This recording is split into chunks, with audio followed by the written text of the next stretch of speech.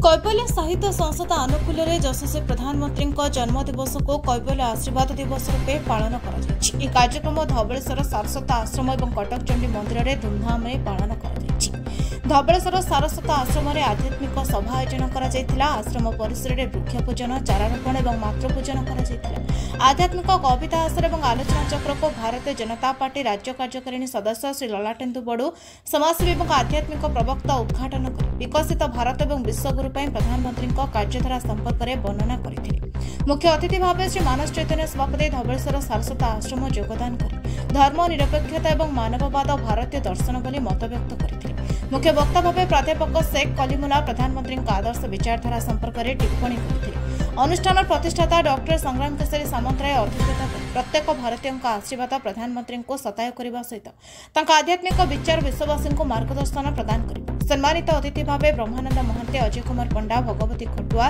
सुब्रत महापात्र लक्ष्मी प्रसाद आचार्य वीरेन्द्र कुमार जेना ममता महांती लोकनाथ सेठी शुभश्री खुंटे और सुरभि द्विवेदी योगदान करते आस गछ लगे प्रधानमंत्री को जन्मदिन शुभेच्छा शीर्षक में कविता पाठ कर कंठशिल्पी वीरेन्द्र कुमार जेना भक्ति संगीत गान करते आश्रम परिसर में वस्त्र और पुष्पमाल्य प्रदान कर मातृपूजन कर सन्धार कटक चंडी मंदिर में यशस्वी प्रधानमंत्री दीर्घ जीवन सहित अपार शक्ति प्रदान पर अनुष्ठान कर्मकर्तावृंद मां निकट में पूजार्चना करने सहित मंदिर प्रांगण में से 8 दीप प्रज्वलन करते प्रतिवर्ष यह कार्यक्रम सभापति विजयलक्ष्मी सामंतराय सूचना प्रदान करते कटक अफसर अली का रिपोर्ट आवाज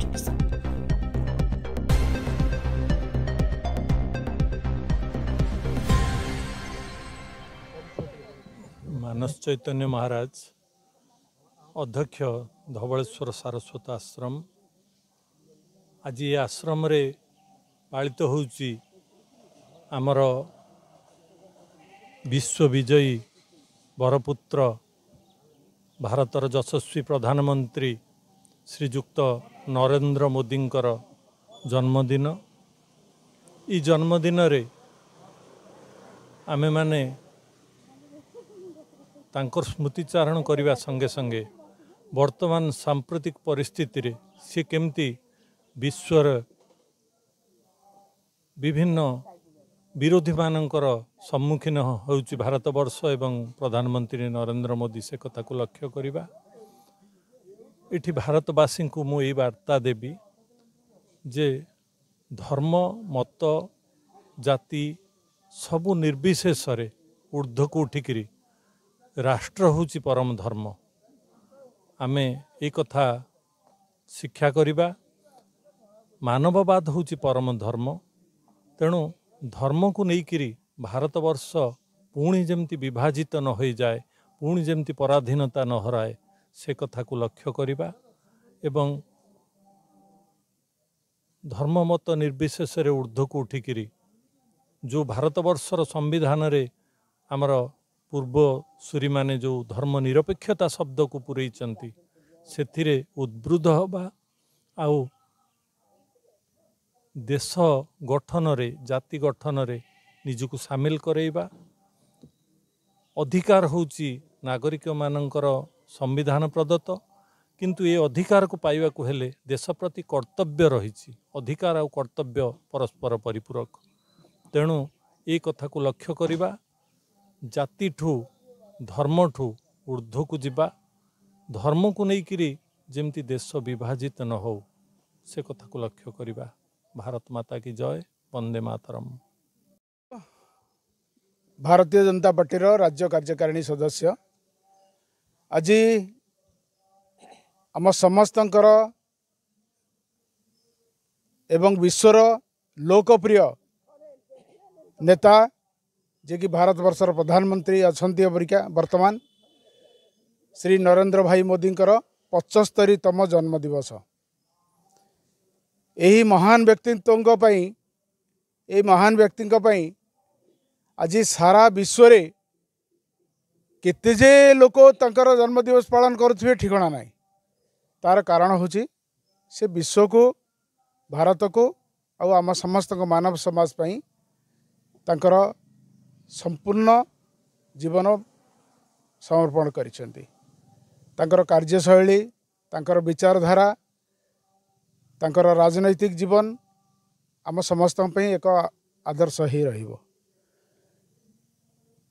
से अवसर रे आज एठी आमे मानस चैतन्य बाबा का आश्रम रे कैवल्य साहित्य संसद तरफ आशीर्वाद दिवस भाव पालन करुछु। ये बहुत बड़ गुरुत्वपूर्ण कथा, कारण मोदीजी भली व्यक्तित्व जे कि जीवित अछंती आ कार्यक्षम अछंती, विश्व भारतर नियारा परिचय पुनः सृष्टि करिसंती।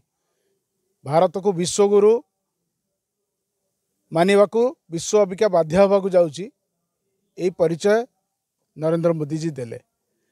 तेणु तांकरी आशीर्वाद 145 कोटी भारतवासी उपरे रहू, समग्र मुक्तिकामी मानव समाज उपरे रहू।